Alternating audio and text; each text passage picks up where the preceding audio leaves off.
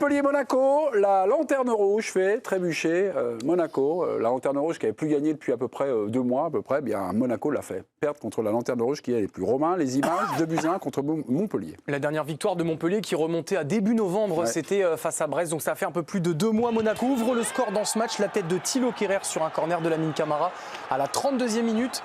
Les Monégasques qui ont eu de nombreuses opportunités en première mi-temps. Ils n'ont pas concrétisé, ils vont le payer cher. Énorme erreur de Kassoum Ouattara. Et c'est Altamari qui en profite pour égaliser à la 55e minute. Ça fait 1 partout grâce aux Jordaniens. Le Messi jordanien. Et Altamari qui va s'offrir un doublé à la 82e minute et offrir donc un très précieux succès à Montpellier qui reste lanterne rouge mais qui revient à 4 points du barragiste. Et Monaco a perdu. Monaco qui reste sur 4 matchs sans victoire et qui va tomber du podium après ce match. Bah oui, Monaco l'a gagné en Ligue 1 depuis, n'a plus gagné en Ligue 1 depuis le 7 décembre. Depuis, Monaco a manqué, on va dire, la plupart de ses rendez-vous. Hein. Ouais. Le dernier exemple en date, c'était la Coupe de France. La Coupe de France cette semaine, élimination contre Reims. Monaco est-il finalement candidat à rien? 4 chroniqueurs ne sont pas d'accord. Jingle, super duel, on y va. Oui, Greg et Raymond. Monaco est-il finalement candidat à rien? Bah oui, il n'y a pas grand-chose. Greg et Raymond Pas grand-chose.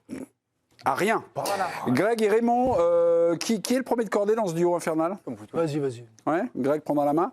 Non, Pia Nabil, qui commence? Nabil ou Pia? Comme tu veux, Pierre. Comme tu veux, j'ai un argument qui dure 2 secondes. Donc... Bah, ok, Fourbi parce que le tes mien armes. dure 3, mais commence-toi, comme ça on fera 5 Je pense que ce secondes. soit le même. Donc, d'ores et déjà, chers téléspectateurs, on va commencer par les oui.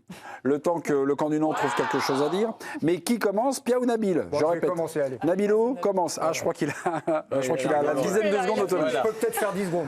Monaco est-il finalement candidat à rien? Greg Schneider, vous avez 30 secondes autour de. Alors quand je dis rien, c'est au-delà de la 4e place. On ne va pas se mentir, la Ligue des Champions a phagocyté tout le reste. Donc il y a de quoi être inquiet. Minamino n'est plus Minamino depuis des mois. Golovin n'est plus Golovin depuis le début du championnat. Ben Seguir, c'est un match sur 2. Et je trouve que c'est jamais le même derrière qui craque. On a vu Ouattara aujourd'hui, des fois c'était Salissou, des fois c'était... Et ça, c'est quand même très mauvais signe. C'est le signe d'une fragilité qui se diffuse un petit peu d'un joueur à l'autre. Quand Zakaria n'est pas là, il plonge. Et ça aussi, c'est pas normal. Donc je trouve que c'est une équipe en fragilité. Et il y a du monde, vous avez Lens, vous avez eux, vous avez des équipes qu'on a vues ce soir, enfin ils peuvent être déboîtés. Ouais. Nabil Zénith, vous répondez oui, quels sont vos arguments? Vous répondez non, pardon. Je suis étonné des conclusions hâtives. C'est l'histoire d'une saison, et dans une saison, il y a des moments forts, il y a aussi des trous d'air, et Monaco traverse un trou d'air. Je ne vais pas rentrer dans les explications, parce que je vais rester beaucoup plus de temps que prévu. Mais pour moi, si Monaco n'est candidat à rien, tout le monde n'est candidat à rien, parce que le PSG Saint-Germain gagne le titre à chaque fois, donc ils sont quand même candidats à quelque chose. Comme toutes les équipes de leur championnat, ils sont candidats à une qualification lors de la prochaine Ligue des Champions, pour remettre une pièce dans la machine. Donc, pour moi, ils sont quand même candidats à une qualification en Ligue des Champions. Raymond Domenech, Monaco est finalement candidat à rien, vous répondez oui, 23 secondes, 9 dixièmes. Non, mais ils ont beau être candidats, ils peuvent, au départ, ils ont les moyens, et normalement, l'effectif et les moyens financiers pour être dans les 3 premiers. Mais sur ce qu'on voit là, dans leur qualité de jeu défensive, moi, cette équipe me fait peur. Parce que c'est pas un de temps en temps, c'est même 2, 3, les latéraux c'est une catastrophe, les axiaux, je veux dire on se demande s'ils ont joué déjà à ce niveau-là, c'est pas possible d'avoir une équipe pour jouer le haut niveau avec ça. Raymond, T'es dépassé? Ah bah là, un petit peu. Attention, Pierre, Greg. ne débordez pas, sinon les cartons vont tomber, hein, je vous préviens. Pierre, à vous de jouer. Vous avez répondu non à cette question. Ouais, si le foot, c'était uniquement les trophées, les points, les qualifications, il y aurait 80% de la population française qui s'y intéresserait déjà plus depuis longtemps, en tout cas des fans de foot. Il n'y a évidemment pas que ça dans une saison, il n'y a pas que ça non plus dans la projection vers la saison suivante. Monaco, leur objectif principal, et peut-être le seul objectif aujourd'hui, c'est d'être qualifié pour la Ligue des Champions la saison prochaine. Je rappelle que c'est une énorme différence financière aussi, même pour les recrutements, si ce n'est pas le cas. Donc c'est déjà un vrai objectif. Et c'est tout simplement de s'améliorer, de ne pas s'écrouler en tant qu'équipe, d'être toujours meilleur chaque jour. Ok, terminé. Super duel, terminé. Président, à vous de jouer. Les réseaux sociaux, évidemment, vont trancher aussi. Alors, je vais m'en tenir qu'aux arguments, hein, parce que je n'ai peut-être pas ce point de vue-là, moi, mais enfin là, d'un côté, il y a eu des arguments que j'ai trouvé un petit peu faibles. En 5 secondes aurait peut-être suffi. Lesquels? Le camp des oui ou le camp des non? Mais déjà, le camp des le camp Nabil et moi. Nabil et Pierre. parce que, en fait, c'était La pas. dame. Moi, ce que j'ai aimé, par exemple, chez Greg, il a déjà défini le départ. C'est-à-dire, est-ce qu'ils sont candidats? C'est la Ligue des Champions. Effectivement, je trouve que l'idée est bonne, parce qu'après tout, on ne va pas dire on est 6, 7, sinon tout le monde est candidat à quelque chose. Et puis après, il y a eu les arguments techniques. Effectivement, défensivement, c'est très très faible. Il y a des vraies interrogations sur le niveau de ces monégasques, et puis ils sont sur une dynamique négative. Donc je vais donner mon point donc à Raymond et à Greg. Même si moi, j'aurais peut-être eu d'autres... Tu es en train de nous expliquer qu'ils ne vont pas aller en Ligue des Champions la saison prochaine. Non, je te parle des arguments. Non, mais c'est des candidats pas y aller. Mais c'est des arguments qui ne répondent pas à la question. Oui, voilà, c'est ça en fait.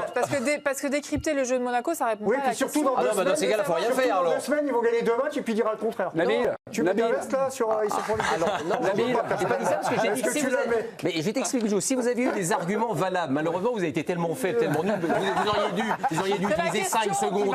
5 secondes, ça suffisait pour vous. Nabil, c'est moi. C'est quoi la définition d'un trou d'air?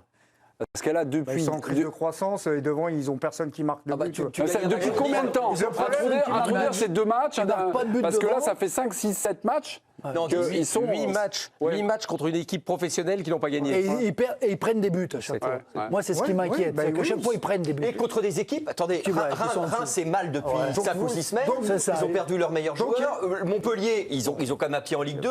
Perdre contre Montpellier en menant au score aujourd'hui. Ouais, mais ils ont un matelas de points, ils sont toujours là, ils sont devant. Mais on ne dit pas le contraire. Mais si la question, c'est simplement dire parce qu'ils sont en haut à la lutte pour la Ligue des Champions. Chaque saison, ils font des hauts et des bas, Monaco. Ils ne sont jamais dans une régularité. Ça aurait été un argument. Ils sont frustrants parce qu'ils ont un effectif qui est. Si tu avais travaillé plus le sujet, tu aurais pu utiliser cet argument pour dire.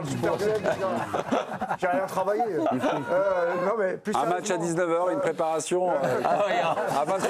Très tardive. Ce soir, vous ne serez pas payé, la ville. Continuez sereinement.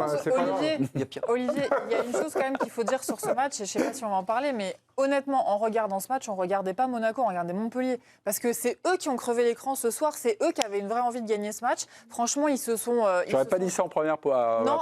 Laisse-moi finir ma phrase. Ils se sont transformés en guerriers au fur et à mesure du match, parce que le début du match, effectivement, c'était pas cette intensité. Joris Chotard sur le but Kerrer. Vous l'avez vu, Joris Chotard? Attendez, je vais arriver comme ça. Voilà, attention. Non mais Joris Chotard, il est au poteau. Il est au poteau. Ouais. Tu veux que je fasse Kerrer ou pas? Non, faites le poteau. Faites le poteau. J'ai jamais vu. Franchement, si vous revoyez, chers téléspectateurs, les images, on est un peu c'était Vous faites le poteau. Donc je suis Joris au poteau. Tête de Kerrer. Joris fait ça. Il se cache derrière le poteau. Vous regarderez. Je n'ai jamais vu ça. C'est normal de se cacher derrière le poteau. Je suis désolé, mais je suis resté bloqué là-dessus. À côté de ça, il y a des cadres de l'équipe qui ont joué leur rôle de cadre. Il y a une équipe qui a joué sur ce match. Il y a eu des bonnes prestations et surtout, il y a eu une détermination qu'il n'y avait plus à Montpellier. Il y a eu aussi une connexion avec le public qui était vraiment ça chambrait. À 2 doigts du mal-être, du malaise. Pia est meilleur sur Montpellier que sur Monaco. Mais parce que c'est eux que j'ai regardé, c'est eux qui me donnaient envie de regarder. Pia, Greg dit s'il peut le permettre, on va écouter tout de suite. Elle regarde la Ligue 1 et elle a vu que Montpellier avait fait un très bon match contre Lyon et ça avait été un hold-up de Lyon. Donc cette équipe de Montpellier, moi ce soir, ça va de mieux en mieux à Montpellier. On voit quelque chose après coup. Après le débat, ils sont bons. On va écouter à 18h, s'il vous plaît. À 18h, en conférence de presse. Son Monaco a perdu contre la Lanterne Rouge. Il est un peu en pétard. Je comprends.